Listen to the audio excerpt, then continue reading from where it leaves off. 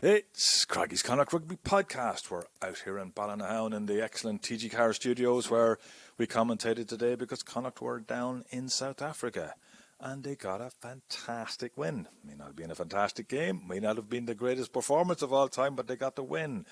Rob Murphy, you were on commentary today. That was something else, wasn't it? It was wonderful. I mean, it was glorious. Connacht will be selling this DVD. Did anyone sell DVDs anymore? Show your age there, Rob. In the club shop. Do we have a club shop? It's online. You know what I'm saying. You get the picture. They won't be. But I tell you what, though. The little 4-minute URC highlights package that'll show the brilliant JJ Hanrahan kick. I think a few people watch that again. And actually, do you know what? Some of you diehards out there who are absolute legends for shelling out your €5 plus VAT a month to us guys, and we appreciate it. Spread the word. Thanks for your support. I think you're the type of people who will watch some of that second half at the very least, just to watch the brilliant defending, determination, character in that group. So yeah, we're joking here off air. There was some periods of the game where Connacht just looked a million miles off scoring, and there were other minutes where they looked full of character and determination. A great result. It was, and William, you were on co-commentary.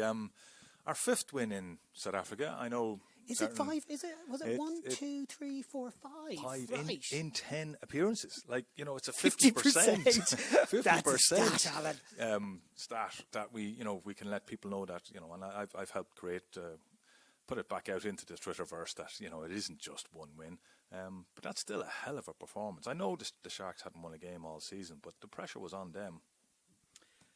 Yeah, the pressure was on the Sharks, actually, and the whole point was that Connacht just about kept enough pressure on them to get it done. It really changed in about the 65th minute. I think the Sharks, a point down, didn't know what to do. Sorry, they were ahead. They were leading 12-10. Then they went behind, and after that, they really couldn't figure out what they were at in terms of were they going to attack with real pace and width. There was a few guys that went missing. There wasn't a lot of cohesiveness. And Connacht just kept making tackles and kept the pressure on them, squeezed them, which is what they had to do. Now, you could argue that Connacht didn't impose themselves at any time in the game, and that'll disappoint them because I think if they'd actually really got stuck in here, they could have done rather better than a 1-point win. But then they could also have lost this game if the Sharks were a better finishing side. That is a steal. It's a great escape. Get out of town, take your 4 points and just move on. Yeah, Munster fans would look at that and go, that's the way to win a game in South Africa. Okay, before we get back to Rob and William, let's hear the post-match press conference where we hear from the Sharks coach John Plumtree and then Connacht's very happy Pete Wilkins. Look, I'm loving our mindset. Like, they're doing everything that I'm asking them to do, you know, so I've got to take some responsibility for that as well, you know, like we're still not quite clinical enough. We're getting those opportunities and just not ruthless, probably more inside the 22. And, you know, we played the most rugby tonight. I'm really proud about that because that's what I've come here to do. But, yep, you know, our line-out didn't function quite as well as it could have. And just some of our little opportunities that we've taken, you know, media 2 out from the line, not ruthless enough. But I'm hurting, and I'm hurting mainly for the team because they're trying real hard and they're not getting any reward. And they're in a young group, and it's really tough for them because, like I said, every week we're working, but we're just not quite getting over the line. So we've lost 2 games by 1 point. And another game before that we could have been a lot better against the Ospreys, but yeah, that's footy. But we'll get there. Pete, like, first things first, it's a massive win. Like, I mean, we can dissect it left, right and centre, and you know we will, but resilience and determination. We heard your players speaking on the TV broadcast afterwards, crediting the defensive work and so on and so forth, but there must be a really nice vibe in that dressing room before you start analysing anything else to get that victory. Yeah, thank you, Robert. Like, I think it's an exhausted dressing room. Like, it was an unbelievable battle in terms of obviously warm conditions for us, but just the intensity and quality that the Sharks brought, I thought they're a terrific side, and we had to hang in there. And as you said, some really sustained periods of defence. The kick chases, the dives on the loose ball, it was a lot of those, I suppose, behavioural aspects that kept us in the game, and we felt we would always get a chance or two in that last 20 minutes. We backed our bench and probably backed our fitness as well. But at the same time, you've still got to avoid panicking when they do come, and I just thought the composure showed from the lads after the work put in was really impressive. It's the 5th time Connacht have won in South Africa now, which will probably surprise a few people, but it is very much something that this group takes on board. It seems to be something that you guys want in their character, that they're able to go so far away, to find a way. I mean, almost did it against the Stormers in the playoff semi-final last year, and they got their rewards tonight against the head. If we're being fair, the Sharks probably should have won it. Yeah, I think in terms of, you earn the right to be in the game with 20 minutes to go, and I think there's flows in that. I thought we were, certainly on the wrong end of the possession and the territory in the first 20 minutes, and we probably spent the next 20 minutes scrambling. But we had key lessons from 2 years ago. We came here, I thought we played much better in the first half here 2 years ago. And we came out after half-time, and the Sharks ramped up the intensity, and the big forwards came around the corner, and we couldn't handle them. And in the end, we ended up getting blown away by that. So we knew that was coming. We knew it was coming at the start of the game in terms of, the Sharks' determination and desperation, playing in front of their home crowd for the first time this year. And we knew it would come again after half-time. So I think you earn the right to be in the fight. And there's enough little moments that keep you in there. And as I said, then you need the composure to take advantage of it. So, I'm really pleased and really proud of the lads. It's funny you say little moments. We were picking them out. Like Dominic Robertson-McCoy had a carry that got across the gain line that kind of turned the flow. Dave Hawkshaw had a few moments, but one in particular sliding on that ball on halfway to rescue a really dangerous situation. And Sean O'Brien, I could probably pick out about 4 of his many, many tackles that were critical. They're the kind of things that win matches, aren't they? Yeah, they are, and I think that's where our bench was very important for us. You mentioned a couple of those, Dave Hawkshaw in particular. They're little moments that they might be non-skill moments, they might be skill moments, but you've got to be at 100% and reacting before anyone else. I thought he was fantastic in those areas. Byron Ralston as well, in terms of the work he put in on the kick chase to dive on a loose ball at the end of one of those kicks. Absolutely crucial in terms of just winning those 50-50s. And so we're up against a very good team this evening, and a good team that's going to get better and better over these coming weeks. So, you're reliant on those behavioural bits to put you in a position to remain in the contest. I heard JJ Hanrahan mention camera 4 moments. I'm surmising he means those things that are kind of away from the clear-cut images and the groundwork that's being done. That must be something that you're really happy with tonight. Yeah, I think those moments that are off the ball or away from the ball that might not be seen by the average person watching. That's something that Connacht at their best throughout the generations have always been highly charged in those moments. I think for us, we obviously want to play a possession-based game. It certainly wasn't that this evening. The Sharks made sure of that. But, we want to play some ambitious rugby. But at the same time, we have to be true to what Connacht's been about and, historically and certainly when they've had success in recent times. So, the work ethic off the ball and, the moments that maybe cover a slight mistake from your teammate that make sure that those errors don't become terminal in a scoreboard sense. We pride ourselves on those, and sometimes it's beautiful rugby and other times it's just sheer character, and I thought tonight was all about the character. You say possession-based rugby. On a few occasions, phase after phase, you were going backwards. Is there a kicking game that needs to be developed in those moments? If the Bulls come at you with that kind of intensity and defence, is there other ways to get around it? Do you feel like that might be something you'll have to develop? I think there's a kicking game already there. I actually thought on the whole we kicked really intelligently and executed pretty well this evening. I thought in terms of JJ's longer kicking game, but Cullen Riley especially to come in at 9, first game of the season and play, I think it was 61 minutes, and the work in that first 20 to 30 minutes to clear our lines under pressure from the base of the ruck. I thought Cullen did a terrific job there, and when Caelan Blade came off the bench, he gave us some really important leadership around the group, but he also box kicked really well from that sort of 40 to 50 metre range. So, we know it's there. It's probably us picking and choosing when to use it, but we've got to have a balanced game if we're going to go anywhere in the competition. And tonight it was backs against the wall, and we fought our way out of it. Last one for me. There's a huge opportunity against the Bulls to do something outrageous and go 5-6. But right now, is it a shot to nothing? Would you think of it that way in terms of you've started the season so well, no one's going to really expect 2 from 2 over in South Africa? I think it depends on your expectations. Probably the outside world would say to us that if you get one win on tour, that's a good return. Maybe it is. I think for us, we'll prepare in the same way we did for the Sharks. It's an opposition team that we know is going to be unbelievably tough in challenging and slightly different conditions again. But we'll back ourselves to go in there with a game plan and with a 23 that we think can win it. So look, we'll enjoy it this evening, and then we'll start to build from Monday onwards. Okay, yeah, Rob, that's, there isn't a whole hell of a lot to talk about in the game, really, because there wasn't a whole hell of a lot that went on, apart from lots of tackling and drop balls and mistakes and whatever. But, from my point of view, I was looking at it going, Sean O'Brien is some find.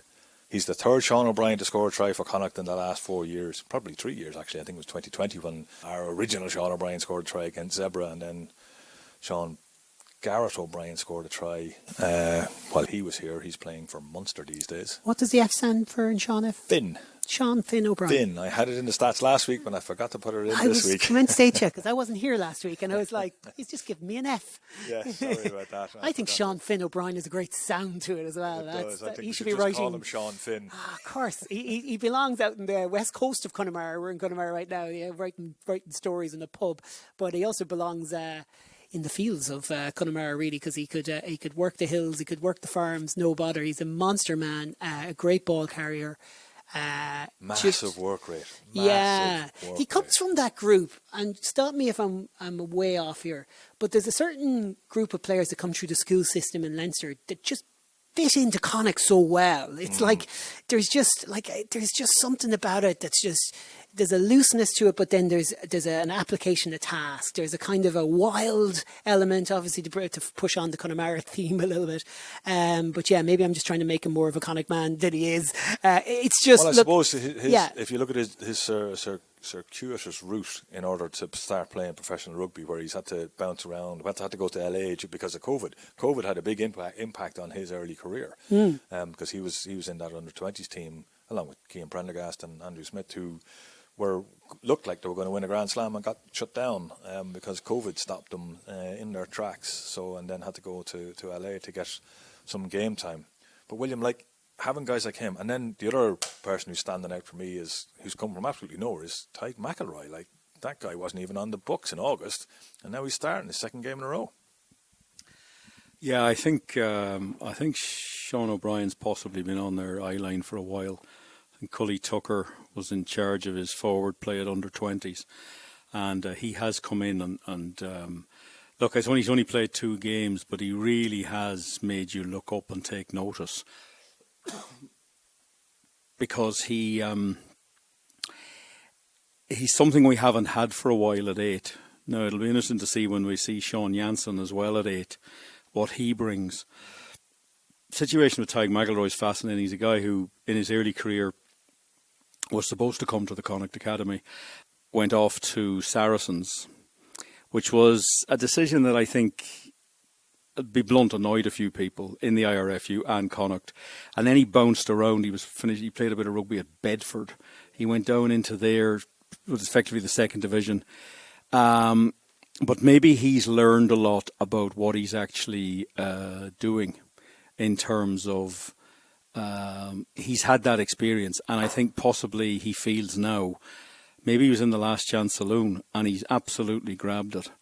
And he's also got a bit of rugby experience around him. He's been down in the Netherland of national rugby in England, and now he's back playing with this team. And he seems to have forced his way through. He's a very good scrummager. Scrum today was immense. Now, they aren't renowned as a great scrummage inside, and of course they're missing a few of their South African pack players. Really interesting in their press conference, the John Plumtree talked about them doing. It was a bit of a dig, I felt, where he said, those players are off doing commercial stuff. And during the week he talked about the fact he was hoping that when they come back that they'll have sobered up. Now, I know he made a joke of it, but you got the impression he's sort of had enough of the fact that those guys have celebrated enough at this stage. Yeah, it's interesting. He's an outsider in South Africa. He's from New Zealand. I think he's on thin ice. You don't get much ice in South Africa, but I think he is at the moment. They expect better from their teams, and I don't blame them for celebrating. When we next chat to Brendan Nell, I'll be getting into to the political side of this win. I think it's very different to the other wins, even 2019. It's pretty obvious now that Siya Kolisi is this huge figure in world sport. He's in New York at the moment doing something. He's all over the American media. But I think for some old-fashioned people in South Africa, it's quite tricky what's happened. And John Plumtree is there. I've lost 5 games. These guys are coming back to me next week. I don't know what state they're going to be in. It's just pressure. And it was a snappy press conference. He was asked a question. He answered it. The next journalist, try not to do this, he asked exactly the same question. He just said, I've answered that. You can feel the pressure. They thought today, this was their relieve the pressure game. We're going to beat these boys. And they didn't. They lost by a point, and they're going to be sitting there and going, how did that happen? Well, that's sport, and that's what happens when you start winning games and winning. Connacht are good at winning. They won 6 out of 7. They won 6 in a row last season, this year, but this last season, to get to the quarterfinals. They won the quarterfinal. They're used to winning. It's a habit. It's a great habit to have. And the thing is, it just says on the score, Sharks 12, Connacht 13. There's nothing about the game and the stuff that went on. And you wouldn't win a game like that twice in a season, but they've done it once and they've got the result. And William, in that short period of time, I'm just looking at here, they've used 3 different loose heads, Connacht, that is. They've used 3 different tight heads.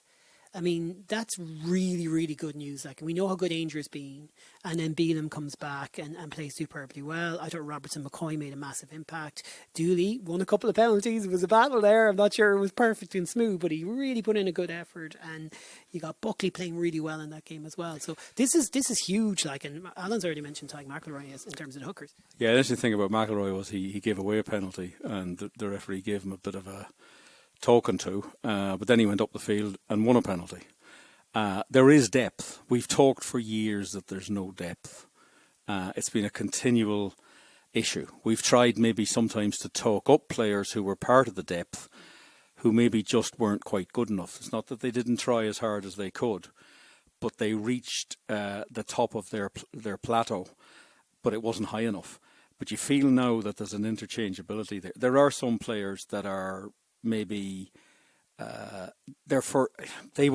never use these terms, but there are guys who maybe are their first teamers for your strongest team. But the gaps are tightening between the guy that gets selected because we just think he's slightly better than the other player.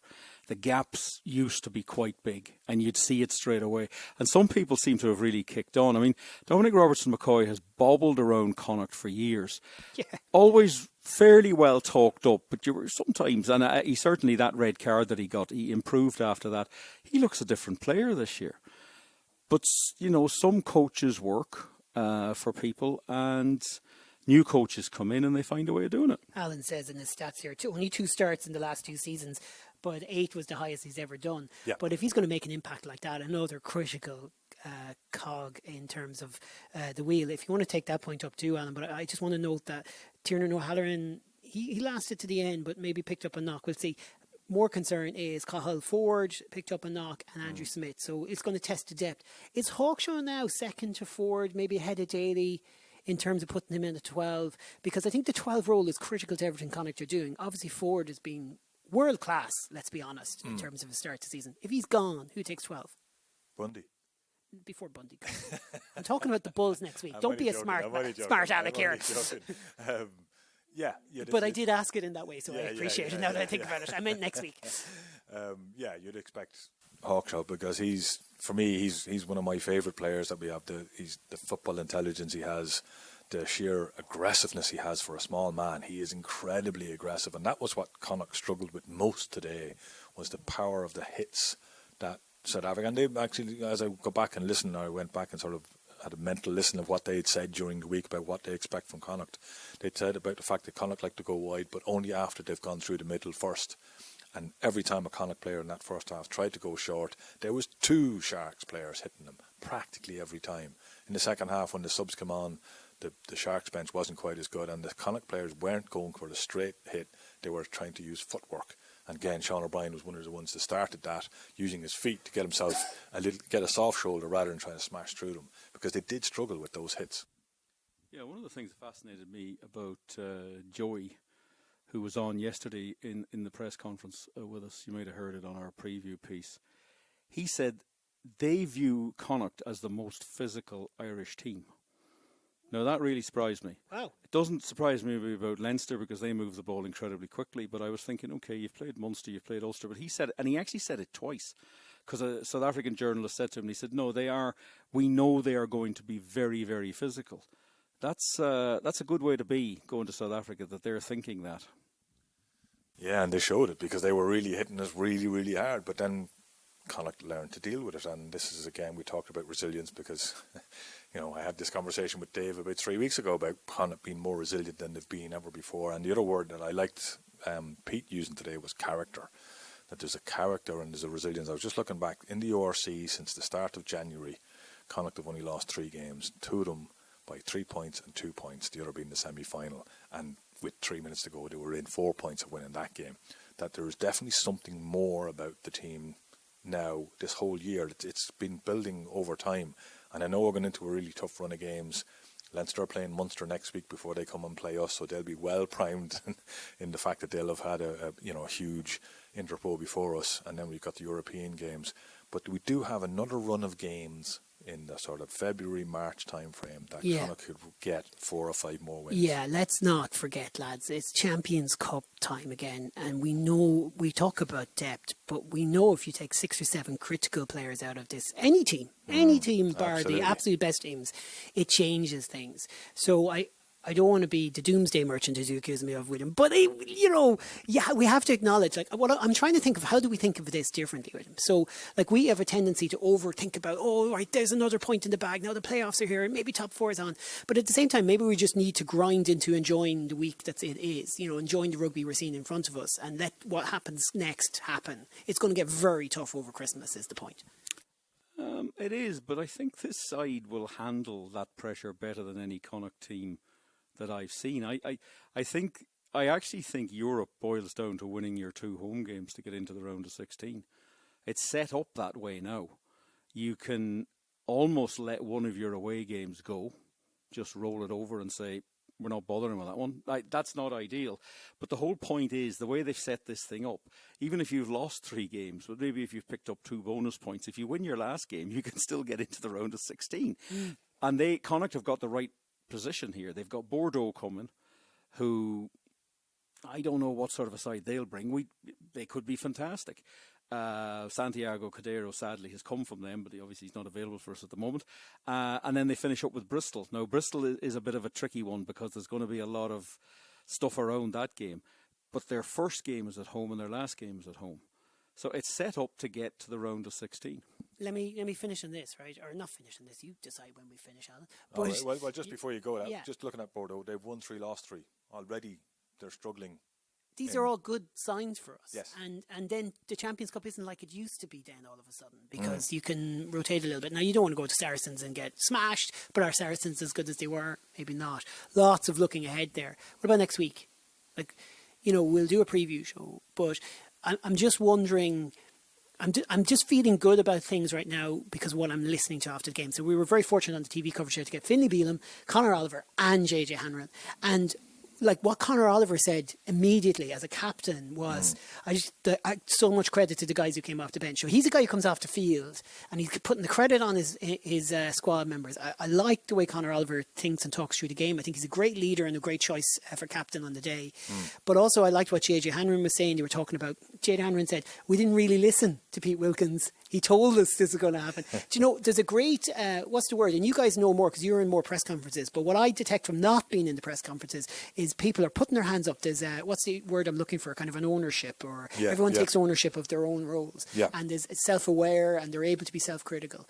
All these things mixed with what I think is possibly, this is big, I'm going to say it, possibly the most impressive management backroom team I can ever remember. Certainly going back to Pat Lamb's group.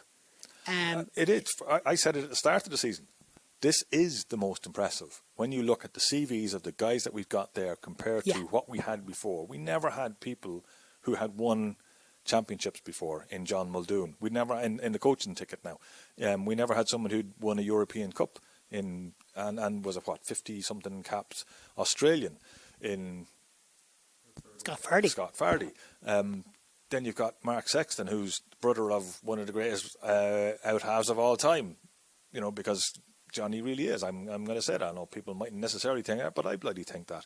I think he's a phenomenal player, and you can see it when you go to the odd training session when I get the odd bit of time, and I won't get much more of that anymore.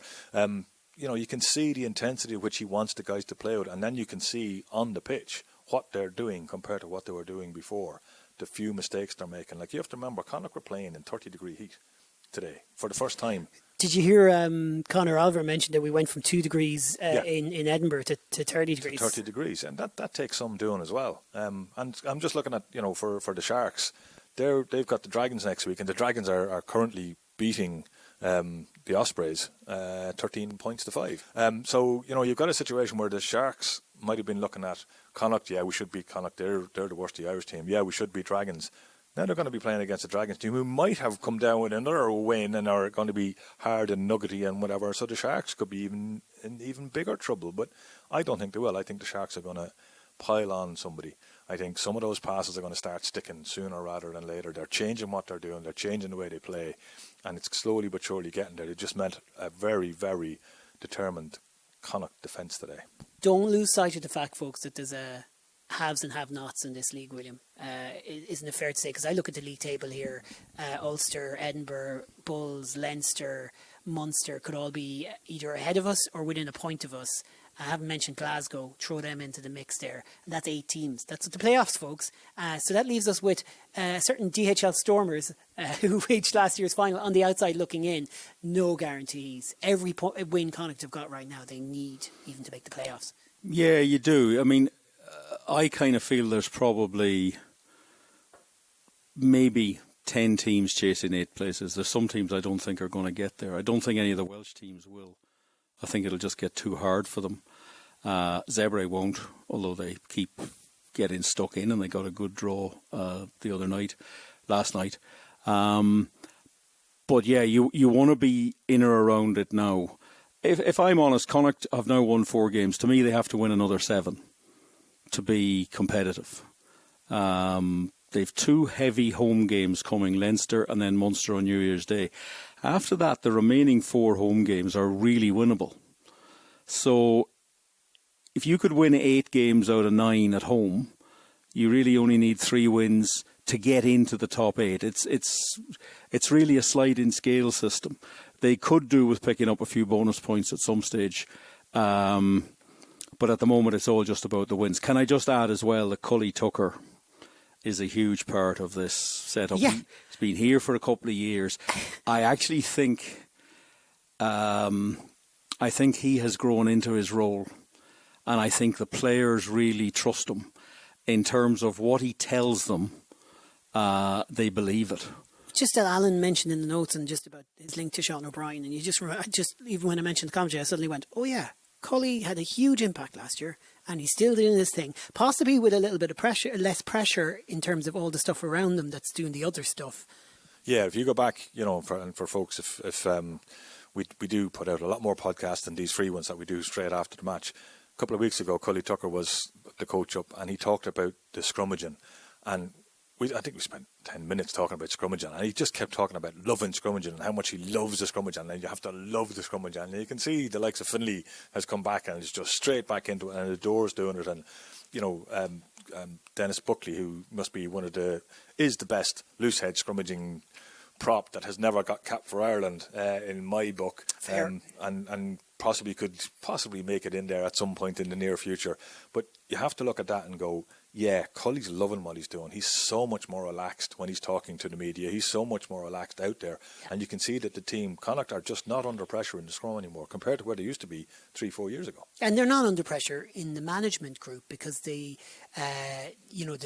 work is being devolved into different minds. And you want to sign up for €5 a month plus VAT to Craigie Rugby and listen to all the audio that we're able to bring you because of Connacht's brilliant media strategy that allows us to talk to so many people.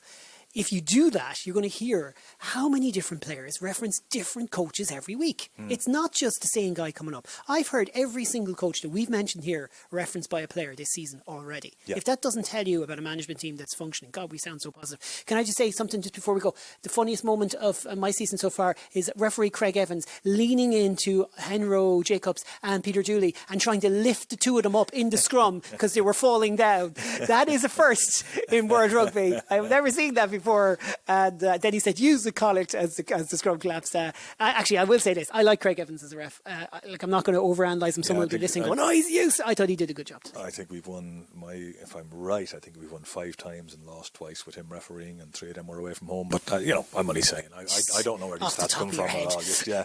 They just happen to be there. Look, one of the reasons, folks, we didn't talk much about the game was there wasn't much to talk about, which is why we've talked about everything else about, what's positive going on in Connacht Rugby these days. Yeah, but don't forget the swings and momentum. So O'Brien gets a try, Sharks dominate, 5 visits, 22 in the first half, one try from 6 visits, 1 try, 5 knock-ons. So, that's the kind of game it was. Yeah, but forced knock-ons. Forced knock-ons. There was one tackle between Buckley and Keane Prendergast that forced a knock-on. It was a smash hit. Second half, there was just those moments, and everyone remembered them who watched it, but we picked them out. Robertson McCoy with a great carry that got us on the front foot. About 3 moments from David Hawkshaw, most important one, sliding back to save the ball on halfway, which was so important. And any one of 9 of Sean O'Brien's multiple tackles you could pick out as being critical. Lots of other little nuggets, all coming from the energy that the bench brought. I think that sums up most of the highlights, doesn't it? I think it does, and it JJ's also huge kick. And people want to know where Connacht are this year compared to last year. Keane Prendergast is playing just as good as he did last year. It's just that everybody else is playing up near his level these days as well. What do you reckon, William? Is there anyone else we've missed? Oh, I don't think so. I think Tiernan O'Halloran has upped his game this season. He might. I won't like what happened with that try. I don't actually think he could have stopped it, but he should have kept going. But maybe by stopping, he was trying to get the referee to think about the knock-on, which, when it was looked at a few times, I couldn't tell, and I would. It's hard to tell. So the TMO looked at it and said no. But I think overall there is a lift, and there's a lift in trust. But I'll come back again and say it. This is what happens when you win games. As you say, they've only lost 3 games this year, effectively. In the URC, did you lose to Benetton in the... Yeah, we did. We Newcastle, but everyone forgets about that. We don't want to talk about the Newcastle game. No, we don't talk about Newcastle. I don't think that'll turn up in the Champions Cup this year. I think it'll be quite simple. Win your 2 home games and try to get something away. But even 10 points, you're going to have to put bonuses in those games. But they'll be completely different types of games to the URC. And it's great to have them. And it's also 2 Friday night games, which is no harm because everything else is on a Saturday. And I think the place will be absolutely rocking for both of them. Leinster, we're hearing, is nearly sold out. So I think you'll discover that Bordeaux might be a bit easier to pick up a ticket for, but I'll tell you, I'd say Bristol with Pat Lam coming back in January. That's a Christmas present idea for you. If you want to start talking to your family and say, what would you like? I don't want another 10 pairs of socks. I want a ticket for the Bristol game. And do you know what else you could get them? A subscription to patreon.com/Craggy Rugby and listen to all these amazing audio. Because if your loved one is a huge rugby fan, what more do they want than to fill their week with loads of audio? I'm selling hard here. Absolutely, it's Connacht audio. We're particularly biased, but there's a reason for that. Yeah. There's some partisan, some Alan, of our not biased. We call it okay, evenly. Fair enough, yes. We'll partisan. call it as it is, but we'll focus on Connacht. And for the most part, we get our stats right. That's it, folks. So it's 5 wins, yeah? Loose, cut it loose. Break out or nothing changes. Sad and confused. Don't wait until